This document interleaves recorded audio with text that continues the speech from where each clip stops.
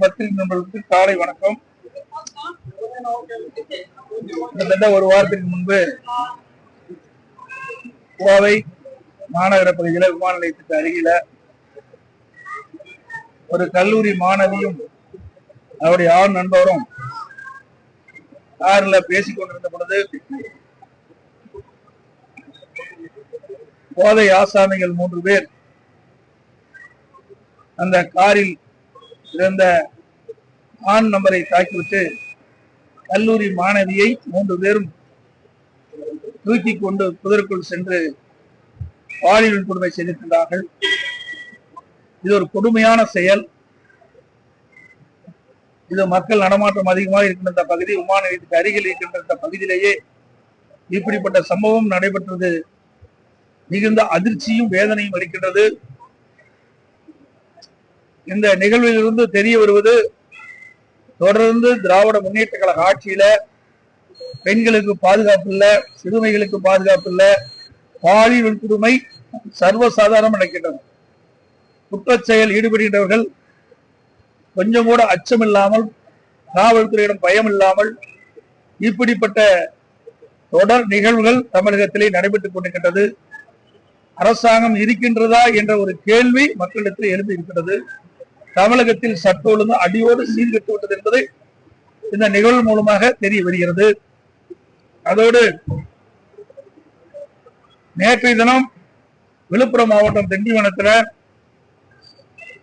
ஒரு மாணவனும் மாணவியும் காதலித்து அவள் அந்த பகுதியிலே இருந்து கொண்டிருந்த பொழுது காவலர்கள் அவளை விசாரித்து அந்த மாணவனை அனுப்பி வைத்துவிட்டு அந்த மாணவியை பாலியல் கொடுமை செய்திருக்கிறார்கள். இன்றைக்கு காவல்துறை மக்களுக்கு பாதுகாப்பு அளிக்க வேண்டும். அதுக்கு மாறாக இப்படிப்பட்ட பாலியல் கொடுமை ஈடுபடுவது மிக மிக கொடூரமான செயல். இந்த ஆட்சியில் பெண்களுக்கு பாதுகாப்பு இல்லை என்பது தெல்ல தெளிவாக தெரிகின்றது. இதேபோல் திருவண்ணாமலையிலும் இப்படிப்பட்ட ஒரு நிகழ்வுகள் காவல்துறை அலுவலர்கள் காவலர்களால் ஏற்பட்ட சம்பவம் மறைவதற்கு முன்பாகவே இப்படிப்பட்ட சம்பவம் விழுப்புரத்தில் ஏற்பட்டிருக்கின்றன. தமிழகத்தில் காவல்துறை ஒன்று இருக்கின்றதா, அப்படியே அது இருந்தாலும் மக்களுக்கு பாதுகாப்பு கொடுக்கின்றதா என்ற நிலைதான் இன்றைய தினம் இந்த ஆட்சியிலே பார்க்கப்படுகிறது. தூத்துக்குடியிலே சமூகத்துறை அமைச்சர் ஒரு நிகழ்ச்சியிலே பங்கு பெற்று பேசுகின்ற பொழுது ஒரு கருத்தை தெரிவித்திருக்கின்றார்கள். திராவிட முன்னேற்ற கழக ஆட்சியில 6999 சிறுமிகள் பாலியல் வன்கொடுமைக்கு ஆளாக்கப்பட்டதாக திமுக அமைச்சர் சமூகத்துறை அமைச்சரை தெரிவித்திருக்கிறார். அதற்கு 104 கோடி ரூபாய் நிவாரணம் கொடுத்ததாக அறிவித்திருக்கின்றார். எவ்வளவு ஒரு மோசமான செயல்! பாலியல் வன்கொடுமையை தடுத்து நிறுத்தத்திற்கு திராணியற்ற அரசாங்கம் திமுக அரசாங்கம் என்பது இதிலிருந்து தெரிகிறது. 6999 சிறுமிகள் இன்றைக்கு பாலியல் வன்கொடுமைக்கு ஆளாக்கப்பட்டிருக்கின்ற சொன்னால் இந்த அரசாங்கம் எப்படி செயல்படுகின்றது என்பதை நாம் எண்ணி பார்க்க வேண்டும். ஒரு திறமையற்ற முதலமைச்சர், பொம்மை முதலமைச்சர் தமிழகத்தை ஆண்டு கொண்டிருக்கின்ற காரணத்தினாலே அவரிடத்திலே காவல்துறை இருந்தும் சரியான முறையிலே நடவடிக்கை எடுக்காத காரணத்திலே இன்றைக்கு இப்படிப்பட்ட நிகழ்வுகள் தொடர்ந்து சிறுமிகளுக்கும் பெண்களுக்கும் அநீதி இழைக்கப்படுகின்றது. இப்படி கொடுமையான பாலியல் வன்கொடுமைகள் நடந்து கொண்டிருக்கின்றன.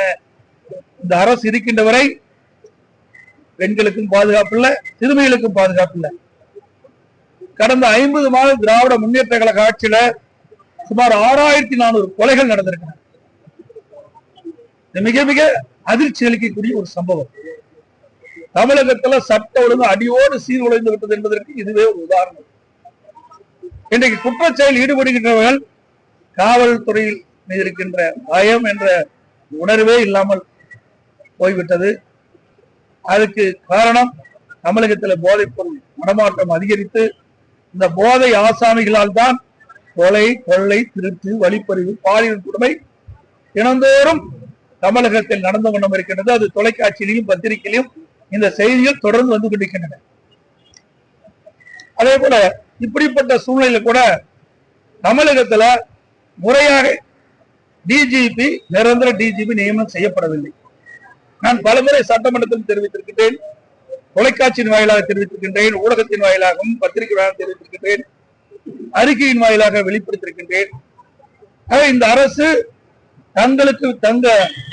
தங்களுக்கு வேண்டப்பட்டவர் ஒருவர் டிஜிபியாக வர வேண்டும் என்ற அடிப்படையில் தான் அவர்கள் இதுவரை நிரந்தர டிஜிபி நியமிக்கப்படவில்லை. ஒரு டிஜிபி ஓய்வு பெறுவதற்கு 3 மாதத்திற்கு முன்பாகவே அவர்கள் தகுதியான டிஜிபி பட்டியலை மத்திய பணியாளர் தேர்வாணையத்துக்கு அனுப்பப்பட்டு யூபிஎஸ்சிக்கு அனுப்பப்பட்டு அது பரிசீலிக்கப்பட்டு 3 பேர் மாநில அரசுக்கு அனுப்பப்பட்டு அந்த 3 பேர் ஒருவரை தேர்ந்தெடுக்க வேண்டும். இதுதான் முறை. ஆனா அந்த முறையெல்லாம் இந்த அரசாங்கம் கடைபிடிக்கல.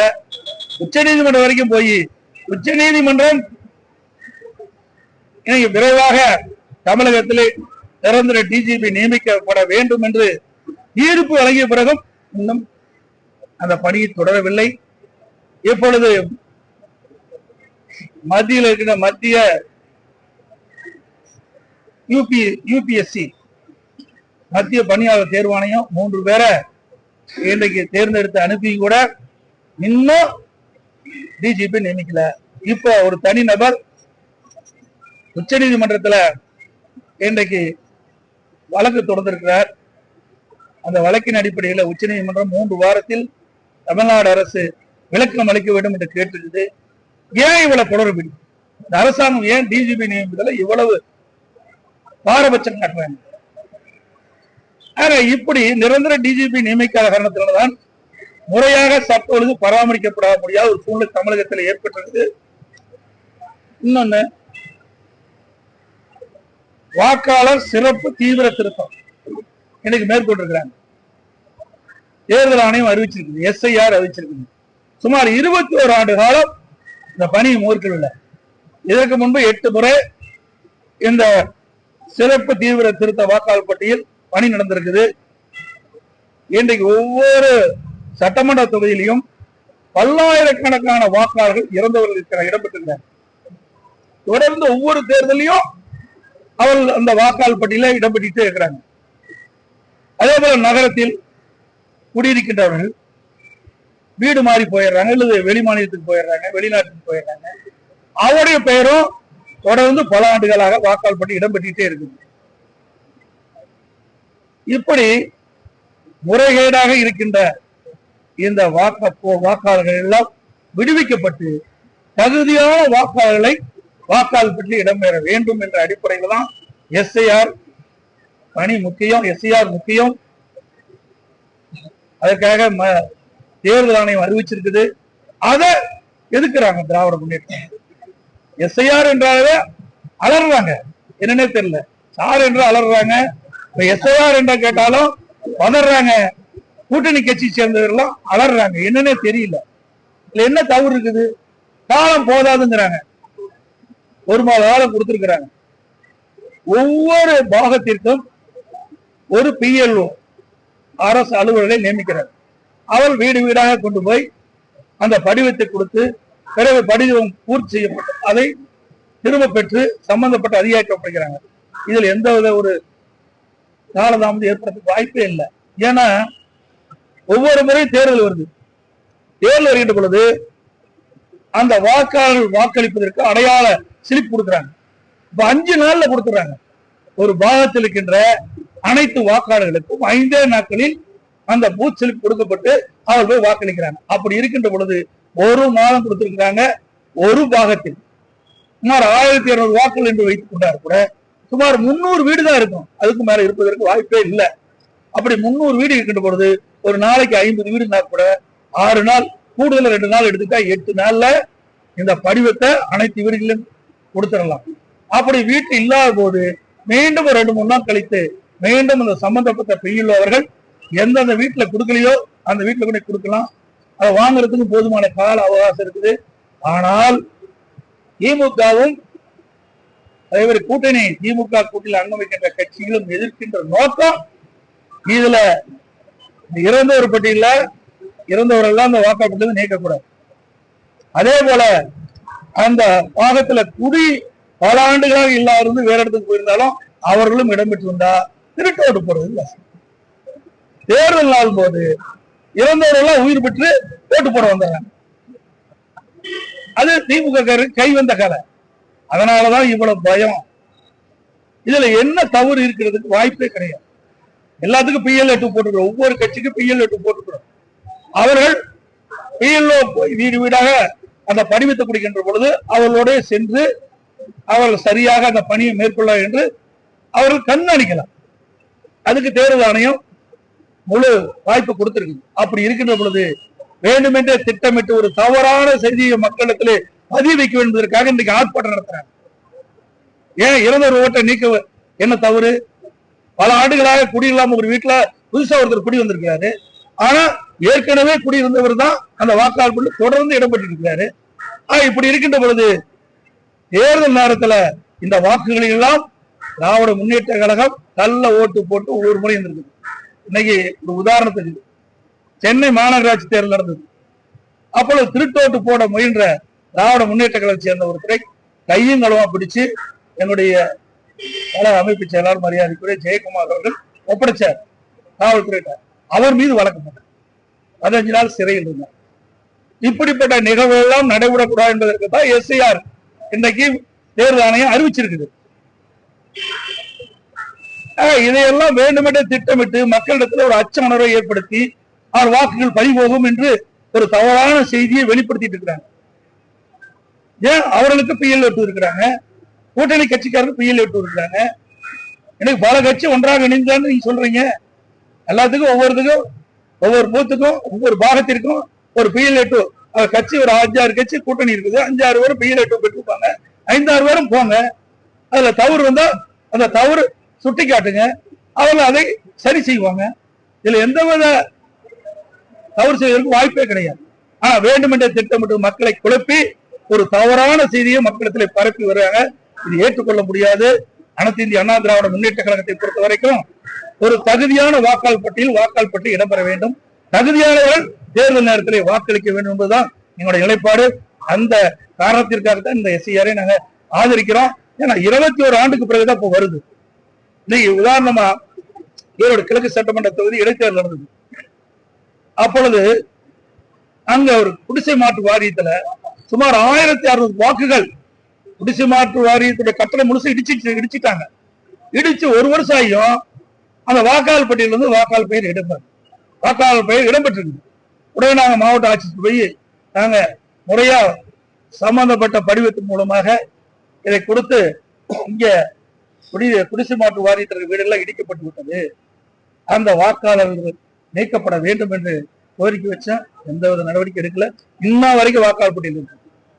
இன்று வரை குடிசை மாற்று வாரியத்தில் ஈரோட்டில் கிழக்கு சட்டமன்ற தொகுதியில் குடிசை மாற்று வாரிய அந்த வீட்டை முழுமையாக இடிக்கப்பட்டு விட்டது. அந்த பகுதியில் வசிக்கின்றவர்களுடைய பெயர் இன்னும் வாக்காளர் பட்டியலில். இப்படிப்பட்ட நிலையெல்லாம் மாற வேண்டும். இப்படிப்பட்ட வாக்காளர்கள் எல்லாம் வாக்காளர் பட்டியலிருந்து விடுவிக்க வேண்டும்.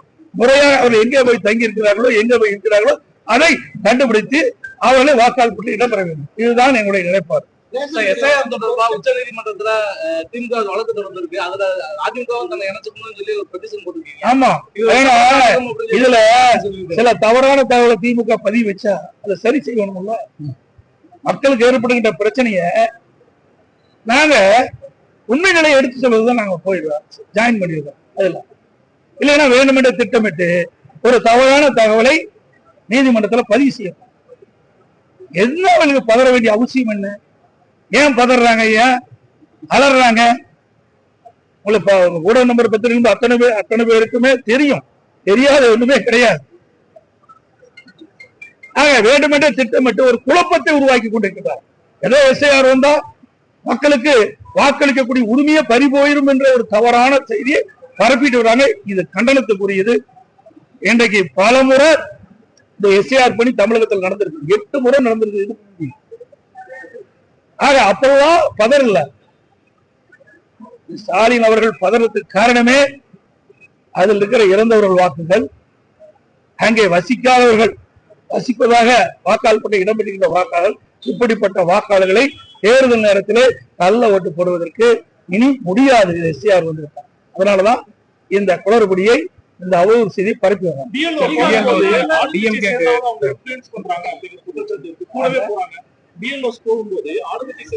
ஆமாமா, நிறைய போயிட்டு இருக்கிறாங்க. சில இடத்துல படிவத்தை அப்படியே ஒட்டுமொத்தமா வாங்கிக்கிறாங்க. அதை நாங்க அதுதான் நாளைக்கு நீதிமன்றம் வரும்போது அதையெல்லாம் நாங்க கருத்து தெரிவிப்போம். ஆக இல்லவுடைய பணி அந்த ஒவ்வொரு வாக்காளருக்கும் அவர்கள்தான் அந்த வாக்காளர் படிவத்தை கொடுக்குறோம். அதே போல பூர்த்தி செஞ்ச பிறகு அந்த பிஎல்ஓ தான் அதை பெற வேண்டும். இல்லாவிட்டால் இது உண்மையாக ஒரு வாக்காளர் பட்டியல் தயாரிக்க முடியும். வேணுமென்றே திட்டமிட்டு வேறு கட்சிக்கு வாக்களிக்கக்கூடியவர்களை திமுக வாக்களிக்கக்குள்ள சரியா செஞ்சிருவாங்க. வேறு கட்சிக்கு வாக்களிக்கக்கூடிய வாக்காளர் இருந்தா அந்த படிவத்தை இவர்கள் வாங்கி அந்த தலைமையில கொடுக்க மாட்டாங்க, சம்பந்தப்பட்ட அதிகாரி கொடுக்க மாட்டாங்க. வாக்காளர் பட்டி இடம்பெறாத போயிடும். இது தவறு. எல்லா கட்சிக்கும் பொதுவானதான் நான் பேசுறேன். எங்க கட்சிக்கு மட்டும் ஆதரவா பேசல. உண்மையான வாக்காளர் பட்டியல் தயார் பண்ணணும். ஆகவே பிஎல்ஓ ஒவ்வொரு பாகத்திற்கும் ஒரு பிஎல்ஓ நியமிக்கிட்டு அவர்கள்தான் அந்த வாக்காளரை சந்தித்து அந்த தேர்தல் ஆணையம் கொடுக்கப்பட்ட அந்த படிவத்தை அந்த வாக்காளர் கொடுக்கணும். அது பூர்த்தி செஞ்ச பிறகு அந்த வாக்காளர் பட்டியல் அவர்கள்தான் பெற்று சம்பந்தப்பட்ட அதிகாரி ஒப்படைக்க வேண்டும். விடுவிக்கிறதுல ரொம்ப காலதாமதப்படுத்தி வர்றதாகவும் களத்தில் மக்கள் நல பணிகள் செய்யறதுல கொஞ்சம் இழுபறிகளை நீடிப்பதாகவும் ஒரு குற்றச்சாட்டு எப்படி பாக்குறது? அதாவது அவர்கள் எப்பொழுதுமே வருடம் குறிப்பிட்ட காலத்துல சட்டமன்ற தொகுதி மேம்பாட்டு நிதி விடுவிக்கிறதுல இந்த ஆண்டு சட்டமன்றத்துல முதலமைச்சர் அறிவிச்சாரு. இனி ஜிஎஸ்டி இந்த சட்டமன்ற மேம்பாட்டு நிதி இல்ல ஜிஎஸ்டி பிடிச்சுப்பாங்க, 18% பிடிப்பாங்க. அதை இனி அரசாங்கமே வழங்குன்னு சொன்னாங்க. இது வரைக்கும் இந்த ஜிஎஸ்டி விடுவிக்கணும். அதான் நான் 2 நாளைக்கு இந்திய கூட்டுறவு நான் கொடுத்துருக்கேன். உடனடியாக இந்த அரசு அறிவித்தவாறு இந்த சட்டமன்ற தொகுதி மேம்பாட்டு நிதிக்கு ஜிஎஸ்டி விடுவிக்க வேண்டும் என்று கொடுத்துருக்கிறேன். இன்னும் அதுக்கு முறையாக பதிவு பண்ணு. உங்களுடைய மகன் மருமகனுடைய தலையீடுகள் இருக்கு அப்படின்னு சொல்லி செங்கோட்டையன் குற்றம் சாட்டி ஒரு நாளாவது நீங்க பாத்திருக்கீங்களா? போகல. ஒரு நாளாவது நீங்க பாத்திருக்கீங்களா? இது வரைக்கும் யாராவது சொல்லியிருக்காங்களா? இங்கிருந்து பிரிஞ்சு பல பேர், அதாவது இங்கிருந்து நீக்கப்பட்டவர் போயிருக்கிறாங்க. அப்படி ஏதாவது குற்றச்சாட்டு சொல்லியிருக்காங்களா? அவருக்கு வேற குற்றச்சாட்டு கண்டுபிடிக்க முடியல. இந்த குற்றச்சாட்டு சொல்லி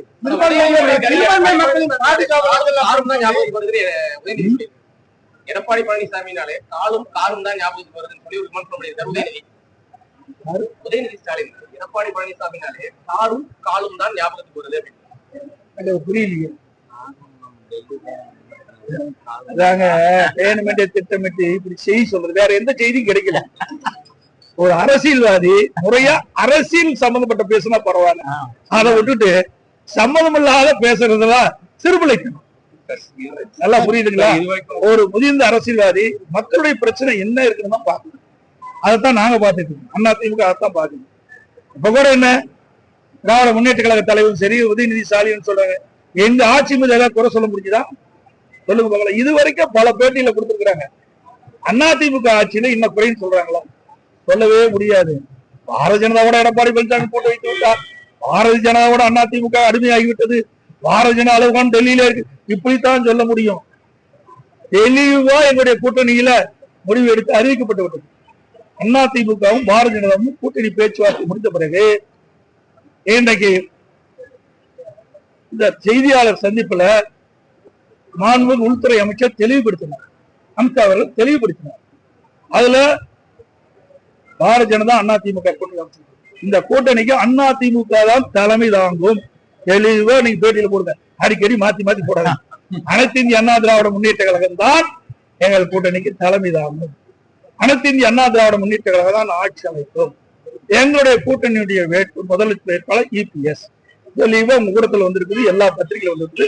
ஆனா வேண்டுமென்றே திட்டமிட்டு ஏதாவது ஒரு காரணத்தை காட்டி தவறான செய்தி வெளியிட்டு இருக்கிறீங்க. இது சரியல்ல.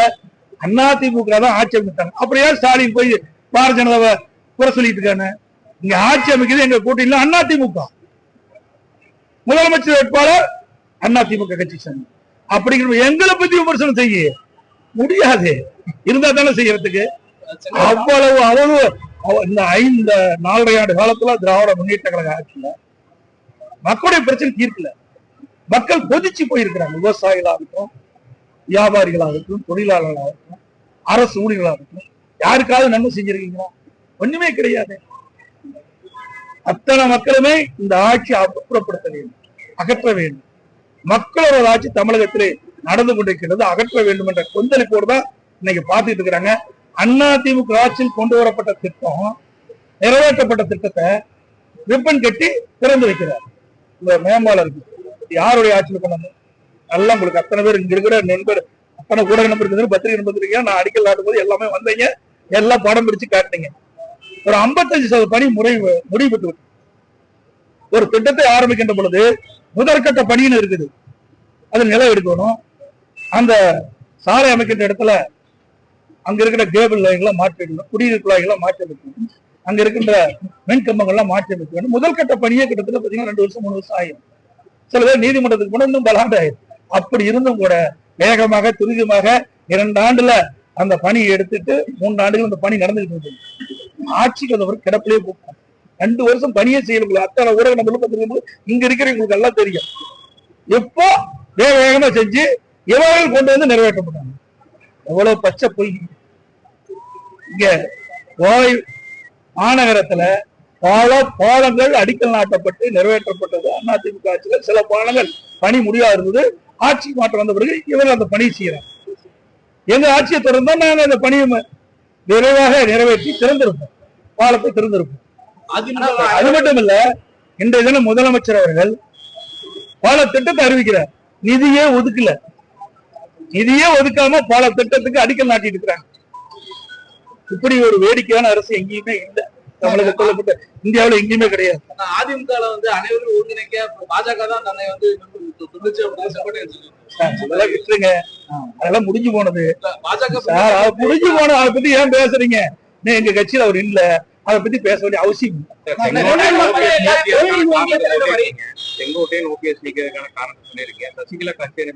சார். இதெல்லாம் முடிஞ்சு போன விஷயத்த திருப்பி ஏன் சார் கிளறீங்க? உங்களுக்கு விவாத மேடைக்கு வேணும், இன்னைக்கு நைட்டு இரவாக பேச வேணும், ஊடகத்துல ஒரு உறுப்பான செய்தி வேணும். இதெல்லாம் முடிந்து போன விஷயம், அதை பத்தி பேச வேண்டிய அவசியம் இல்லை. அதனால எந்த பயனும் இல்லை. 2017 மீண்டும் விரைவில் கட்சி ஒன்றிணையும், எல்லாரும் ஒன்றிணைவாங்க சார். அதுதான் நான் திருப்பி சொல்றேன். முடிஞ்சு போன விஷயத்த திருப்பி பேசாதீங்க. உங்களுக்கு விறுவிறுப்பான செய்தி வேணுங்கிறதுக்காக இந்த கேள்வி கேட்க வேண்டாம். இதெல்லாம் முடிந்து போய்விட்டது. அதிமுக மிகச் சிறப்பா செயல்பட்டு இருக்குது. வேண்டுமென்றே திட்டப்பட்டு சில பேர் இந்த அவதூறு பிரச்சாரத்தை பரப்பிட்டு அதுக்கு நீங்க கேள்வி கேட்டுருக்காங்க. தயவு செய்து இந்த கேள்வி எல்லாம் இதோட விட்டுருங்க. அன்பு கூர்ந்து உங்களை கேட்டுக்கிறேன்.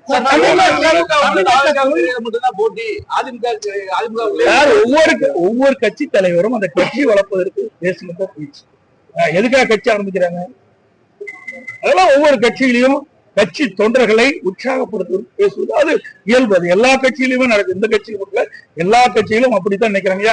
காங்கிரசுக்கு பேசுறதுல திமுக கிட்ட எங்களுக்கு ஆட்சியில பங்கு வேணும்னு கேட்கிறாங்க, திமுக கொடுக்க மாட்டேங்குது.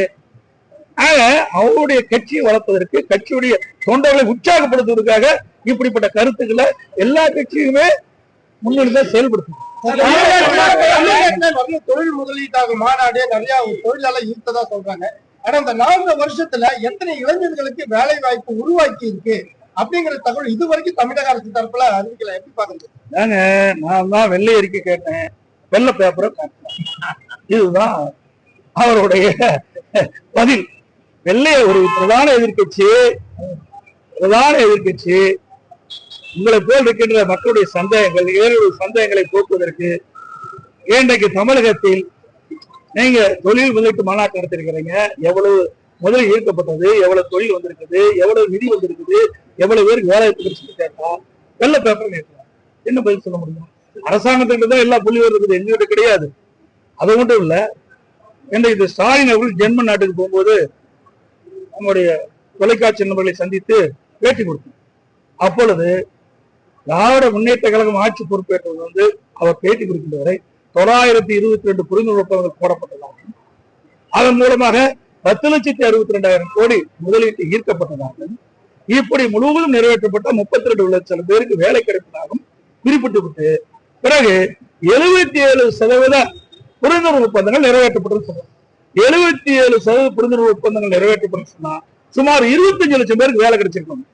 எங்க வேலை கிடைச்சது? கோயம்புத்தூர்ல எத்தனை லட்சம் பேருக்கு வேலை கிடைச்சது? அத்தனையும் பொய். ஏன்னா வெள்ளை பேப்பரை காட்டினார்ல, அதுதான் உண்மை. எதுவுமே இல்லை என்பது அவர்களே காட்டிட்டு செலுத்தாங்க. அது மட்டும் இல்ல, இன்றைய தினம் எல்லா துறையிலும் ஊழல் நடந்திருக்கிறது. இன்னைக்கு உள்ளாட்சி துறையில இந்த குடிநீர் விவகாரத்திலிருந்து அந்த பணியாளர் நியமிக்கின்ற பொழுது சுமார் 888 கோடி ஊழல் நடைபெற்றதாக பத்திரிகை செய்தி. இது வரைக்கும் அது முழுமையான விளக்கம் கிடைக்கவே இல்லை. அதே மதுரை மாநகராட்சியில சுமார் 200 கோடி வரி வருவாயில ஊழல் நடந்திருக்கு. திமுக அரசாங்கம் தான் கண்டுபிடிச்சிருக்குது. இவ்வளவு ஊழல் நடைபெறுகின்ற ஒரே அரசாங்கம் திமுக அரசாங்கம் நடந்திருக்குது. அது மட்டும் இல்ல, இப்போ ஜல்லி குவாரி நடத்திட்டு இருக்காங்க. அதுல அண்மையில் வந்த செய்தி, எங்களுக்கு கிடைத்த தகவல், ஒவ்வொரு குவாரிக்கு 10 லட்சம் ரூபாய் அந்த குவாரி உரிமையாளர் கொடுக்க வேண்டும். திமுக மேல எடுத்து கொடுக்கணும். ஒவ்வொரு ஏக்கருக்கும், குவாரியில் இருக்கிற ஒவ்வொரு ஏக்கருக்கும் 5 லட்சம் ரூபாய் கொடுக்கணும்னு இப்போ ஒரு வாய்மொழி உத்தரவாக பிறப்பிக்கப்பட்டதா செய்தி. மிக வன்மையா கண்டிக்கத்தக்கது. ஏற்கனவே ஒரு டன்னுக்கு குவாரியில அதுல ஒவ்வொரு டன்னுக்கும் எவ்வளவு விலை நிர்ணயம் செஞ்சாங்க, நாங்க எதிர்ப்பு கொடுத்தோம்னு அதை கைவிட்டுட்டு மீண்டும் இப்பொழுது அந்த குவாரி உரிமையாளர்களை மிரட்டுகின்றார்கள். ஒவ்வொரு குவாரிக்கும் இவ்வளவு பணம் கொடுக்க வேண்டும் என்று நிர்பந்தம் செய்தால் இது வன்மையாக கண்டிக்கத்தக்கது. எல்லாமே அதிமுக பொறுத்த வரைக்கும் 2019 நாடாளுமன்ற தேர்தலையும் தேர்தலுக்கு அறியாமல் தான் நாங்க கூட்டணி பேசுவோம். 2021 சட்டமன்ற பொதுத் தேர்தலையும் கூட்டணி பேச்சுவார்த்தை தேர்தலுக்கு குறுகிய காலத்துல நாங்க பேசுவோம். 2024 சட்டமன்ற நாடாளுமன்ற பொதுத் தேர்தலையும் தேர்தலுக்கு அருகாமையில் குறுகிய காலத்துல தான் நாங்க கூட்டணி அமைச்சோம். அதே போல தேர்தலில் நெருங்கின்ற பொழுது கூட்டணி அமைக்கப்படும். நிச்சயமாக உங்கள் முன் தெரிவிக்கப்படும் இந்த செய்தியை சொல்லி அனைவருக்கும்